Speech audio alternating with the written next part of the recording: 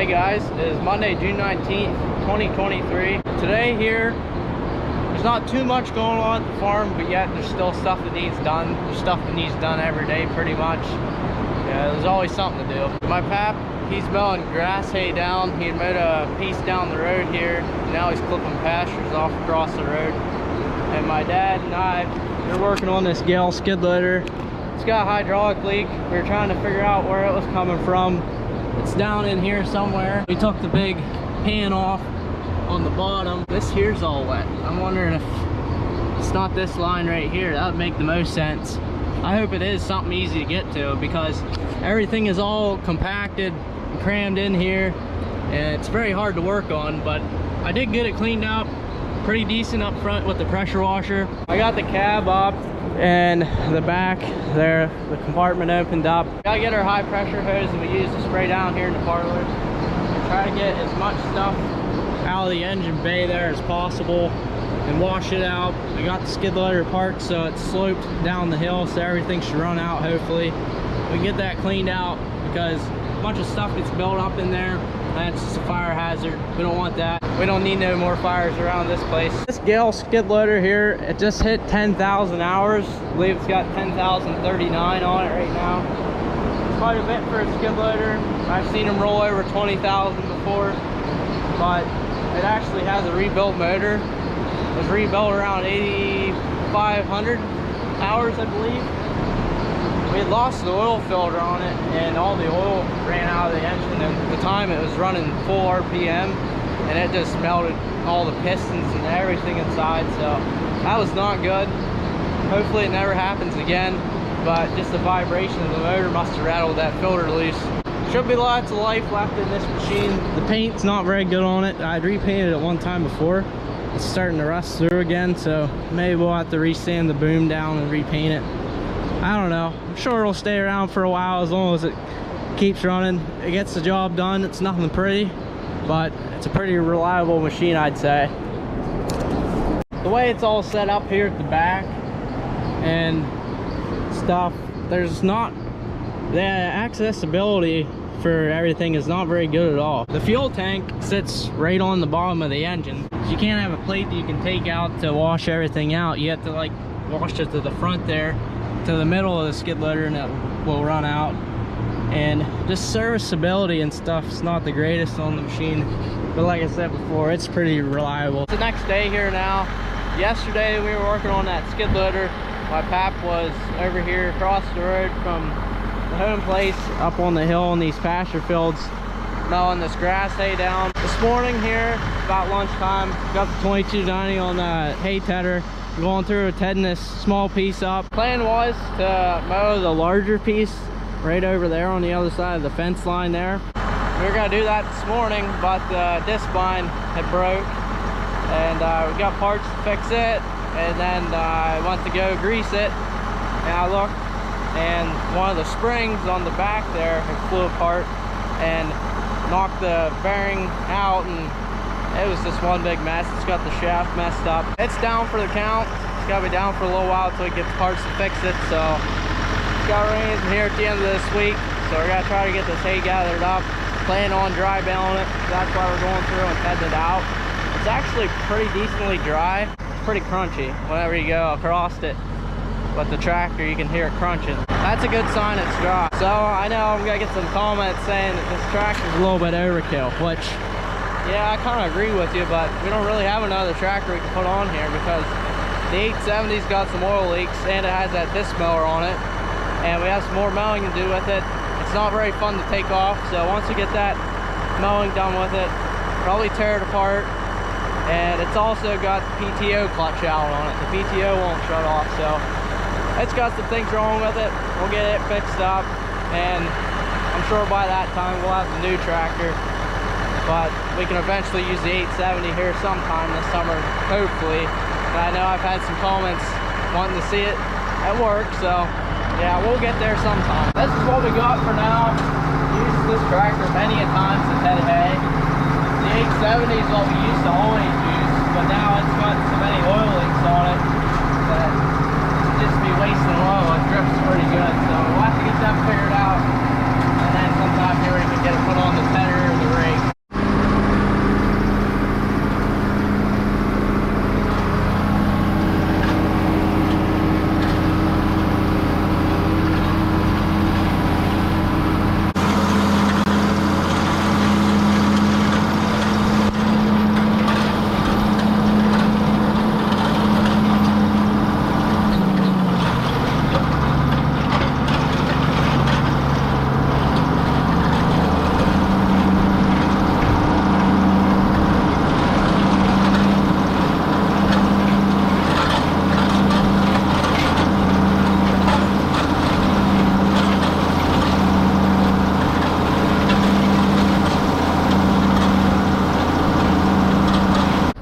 pretty heavy, about midway there, about, you know, halfway up. And back over the hill, it's not very heavy at all. Same down over the hill a little bit, but yeah, it's gotta make some decent hay for the heifers. That's what we're gonna be making it for. No special alfalfa or nothing. It's just pretty much orchard grass and some weeds. We always take 2 cuttings off our grass fields. We bale the first cutting up for the heifers, and then second cutting, some places we'll bale it up for the calves, put it in the barn floor here at home. And we always like the second cutting for calves because it's a lot shorter, it's a lot better quality hay. You don't get as much of it, but it's better quality.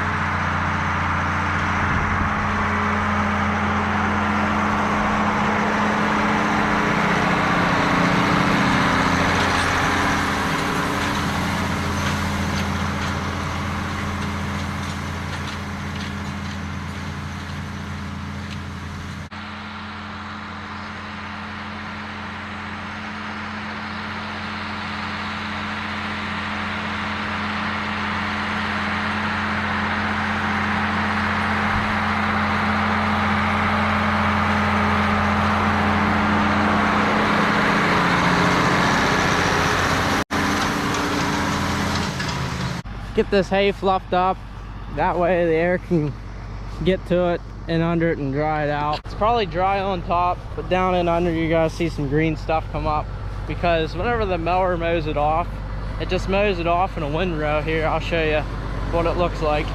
You got these windrows where there's just a bunch laying on top of each other, and if it's really heavy, the air can't get to it and dry it out. So what that tedder does is it just kicks it up, and it also spreads it apart. You see how it's a lot wider over here than it is over here. It's pretty cloudy out today, and it's kind of still smoky from the Canadian wildfires. We haven't had really good sunny days for, you know, haymaking this year because of the wildfires. There's so much smoke in the atmosphere that the sun can't shine through, and its rays can't shine down to dry things out as good as it would in any other year. I know how Farms Work was saying about it in his one video that they couldn't get very good haymaking weather because of the Canadian wildfires, and I believe last year there was some smoke too because there was a bunch of wildfires out west, out in Oregon, I believe, out that way. But it seems like there's always wildfires going on anymore in the world. Kind of scary. There is a good air going though, so as we get it kicked up, it should dry out really good. You don't want it to be wet at all for dry baling, because if it heats, it could potentially cause a fire depending on where your hay's at. You have it stacked together in a shed or something, and it's not getting vented very good. It's got to catch fire, or it's got mold. That's one of the 2 things to try to avoid while making dry hay. That's why you always want to make sure that your hay is nice and dry. Got her all done. We could use this tractor to ted hay if we have to, or rake hay. It's a 2090. We always keep it on the mixer though. It had some part teeth broke off in the transmission, so we no longer trust it on a hill anymore. After it come down, it took off and come down into the back of the house at one time. That was back in 2008. We actually got the 5140 to replace this tractor, but we ended up keeping the tractor and fixing it up. Bought it back from the insurance company. So now the replacement for this tractor burnt. So yeah, it's kind of weird how that all happened, but we had the 5140 for 15 years. It has a different hood on it, the whole front end, as far as the fiberglass goes, the hood, the side panels, all that stuff, and then a new different radiator and some of the other stuff there. New weight bracket, the old one got bent up and stuff. But yeah, I'd have to talk about that sometime in another video. But another reason we don't use this tractor is because it's got an oil leak. We actually need to take it apart. It's leaking pretty good now. I believe it's right in here where your valve is for your remotes.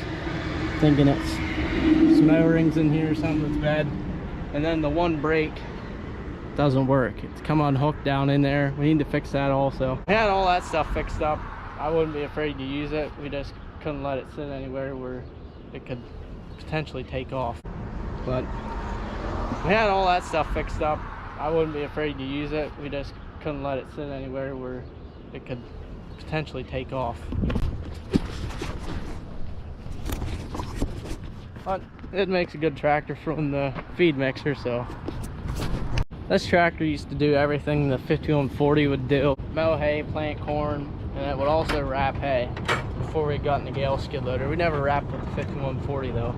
There's a spring here that goes up on each side just to keep tension there, and this one over here, it broke, and there was a little piece fastens right here. It was flipped down and rubbing against the bearing, so it took the bearing out. You can see it's got the shaft all wore there and ruined the housing and everything. So now we got to get a new spring, bearing, housing, and hopefully the shaft's not messed up too much, and you don't have to replace that, because that's not going to be very fun and very cheap. We've been mowing with the 2294. We've always mowed with the 5140 before, and then sometimes with the 2290, usually during planting, but most of the time the 51 was on the discbine, but no longer able to use that thing, so we been using the 2294.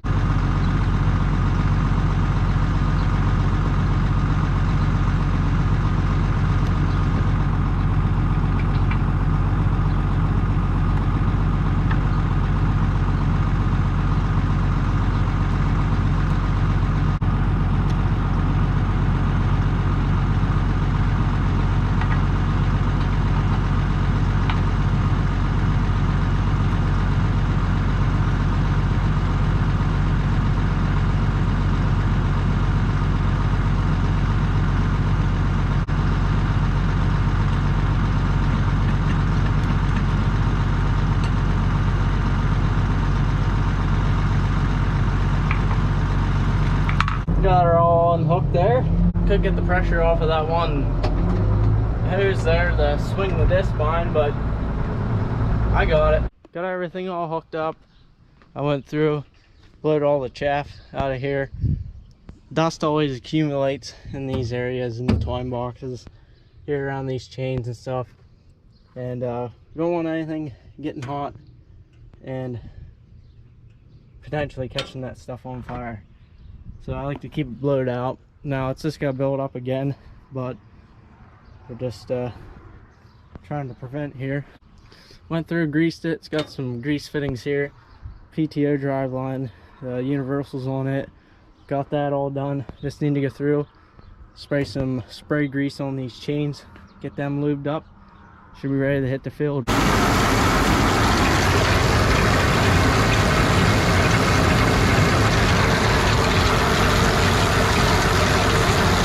Dad went to go bale hay. My pap, he's still raking over there. I don't know if you can see him coming there. I got the pressure washer out here still from the other day, so right now I'm just gonna go through and clean the whole skid loader up on the outside, since I got everything down in there cleaned out.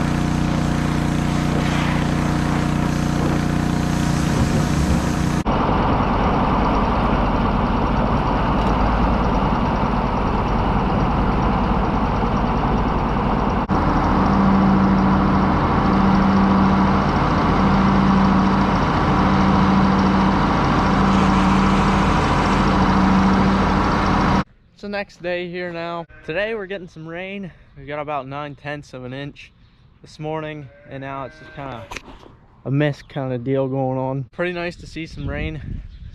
Everything had dried up again. We had gotten some rain here last week, maybe last weekend I believe, and just being so warm out, it just dried everything up. Yesterday we were baling hay. We had the 2294 hooked to the round baler, and it was working good for my dad. He went down the road to Redding Place and baled some hay up. Worked fine. My pap had been baling the middle piece over here.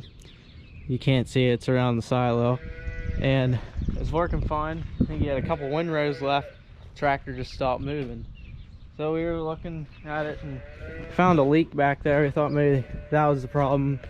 It's back in under here.